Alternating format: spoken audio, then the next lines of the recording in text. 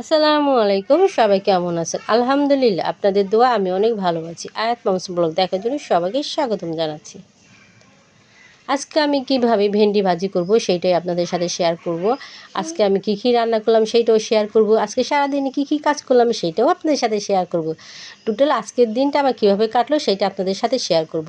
তো আমার ভেন্ডি ভাজি তো বসিয়ে দিয়েছি, দেখলে বুঝতে পারছেন আমি কিন্তু পেঁয়াজটা দিইনি, কাঁচামরিচ দিয়েছি। আর এইখানে কিন্তু আমি রুই মাছ ভেজে রেখেছি, সরি রুই মাছ না, এটা পাঙ্গাস মাছ। তো পাঙ্গাস মাছ ভেজে রেখে দিয়েছি। আর এইখানে পটল আলু দিয়ে ভালো করে মশলা কষিয়ে এইখানে আমি সবজিটা ভালো করে কষিয়ে নেব।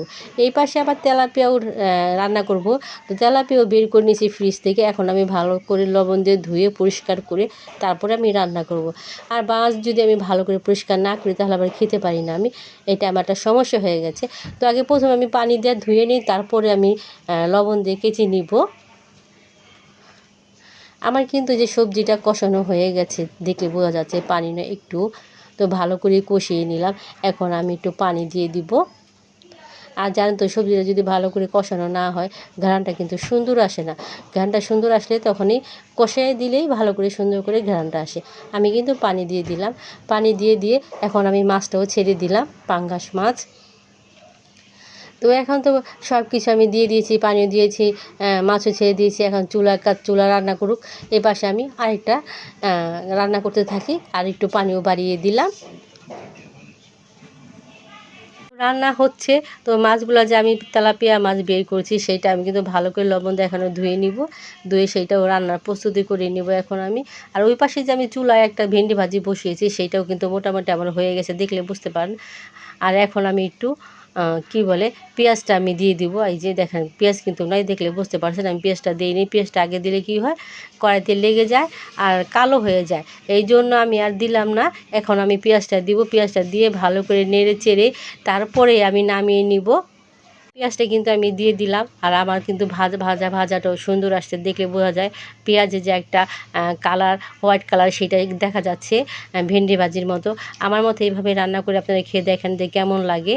তো আমার ভেন্ডি ভাজির আমি নামাই নিই, তারপর আপনাদের সাথে বাকিটা তো শেষ হয়ে গেছে, রান্না শেষ আমার তরকারিটা। এই পাশে আমি কিন্তু যে তেলাপিয়া বের করেছিলাম সেইটা আমি কিন্তু হলুদ মরিচ দিয়ে ভালো করে মেখে ভেজে নিচ্ছি। তারপর আমি আজকে পেঁয়াজ দিয়ে একটু ভুনা করব। আর এই পাশে আমি ভেন্ডি ভাজা যে নামিয়ে নিয়েছি আপনাদের সাথে শেয়ার করার জন্য আবার চলে আসলাম বাটিতে তুলে। তো দেখেন কালারটা কত সুন্দর আসছে। আর পেঁয়াজের যে একটা কালো কালো ভাব সেটা কিন্তু নাই। এভাবে খেয়ে অবশ্যই দেখবেন, দেখার পরে খেয়ে বা খাবেন, খাওয়ার পরে বুঝতে পারবেন আসলে ভাজিটা কীরকম স্বাদ হয়েছিল, না হলে আপনি বুঝতে পারবেন না। আর আগে যদি আমি পেঁয়াজটা দিয়ে দিতাম তাহলে কিন্তু পেঁয়াজটা কালো হয়ে যেত, একটু তিতা তিতা ভাব আসতো। আর এইভাবে দিলে কিন্তু কখনো পেঁয়াজটা কালো হবে না, তিতা ভাবটাও লাগবে না, আর পেঁয়াজটা মুখের ভিতরেও লাগবে, আর স্বাদ লাগবে একটা অন্যরকম। তো আজকে ভাজিটা অবশ্যই আপনারা বলবেন কেমন হলো। আর ওই পাশে যে আমি আবার তেলাপিয়া মাছ ভাজতেছি সেইটাও আমি এখন চলে যাব চুলার পাশে।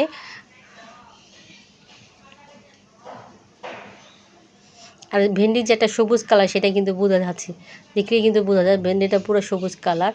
আর এই যে আমি এই পাশে কিন্তু যে তেলাপিয়া মাছ যে আমি রান্না করবো সেটা মশলাটা কিন্তু আমি কষিয়ে নিয়েছি। এখন আমি একটু পানি দিয়ে দিব, পানি দিয়ে মাছটা ছেড়ে দিব আমি। এই যে পানি দিয়ে কিন্তু মাছ আমি ছেড়ে দিয়েছি, ভাজা মাছটা। আর উপর আমি দিয়ে দিব হালকা করে জিরাটা দিলে ঘ্রাণটা সুন্দর আসবে। তো আজকে কী রান্না করলাম সেটা তো আপনার সাথে শেয়ার করলাম। অবশ্যই কমেন্ট করে আপনারাও আমাদের সাথে শেয়ার করবেন যে কেমন লাগলো। আর আপনাদের রান্নাটাও আমি দেখি, আমার কাছে খুবই ভালো লাগে।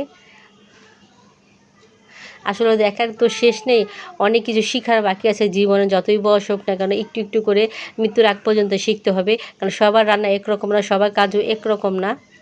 আমার থেকে হয়তো অনেকে ভালো রান্না করে, আমি তো সেরকম রান্না করতে পারি না। এই যে আয়াতে এই পাশে চুলার ভাতও বসিয়ে দিয়েছি, আর আয়াতের সবজির জন্য পুরোপুরি রেডি করে দিয়েছি, খিচুড়ি পাকাবো।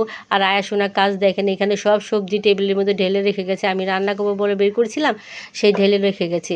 তো আজকের ভিডিওটা এই পর্যন্তই। সবাইকে অনেক অনেক ধন্যবাদ। আসসালামু আলাইকুম, আল্লাহ হাফেজ।